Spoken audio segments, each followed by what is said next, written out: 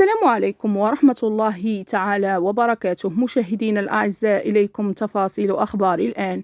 انتهت الدورة 31 للقمة العربية التي تم تنظيمها بالجزائر، وبعدما تم تسجيل عدد من الملاحظات حول الهفوات الدبلوماسية والبروتوكولية التي سقط فيها النظام الجزائري قبل انعقاد القمة وخلالها، حيث يعتبر النظام الجزائري أن النسخة 31 من القمة العربية كللت بالنجاح. فهل فعلا نجحت القمة أم أن الفشل الذي كان يطبع مقدمتها هو الذي تحقق؟ فبالنسبة للنظام الجزائري، وفق تعليق للمحلل السياسي محمد شقير، فقد كان يراهن على القمة العربية لفك العزلة الدبلوماسية التي كان يعاني منها، والتي ابتدأت من خلال محاولة استمالة النظام التونسي لقيس سعيد لتوظيف القضية الفلسطينية، ومن خلالها أيضا استقبال فصائل فلسطينية والخروج بإعلان الجزائر.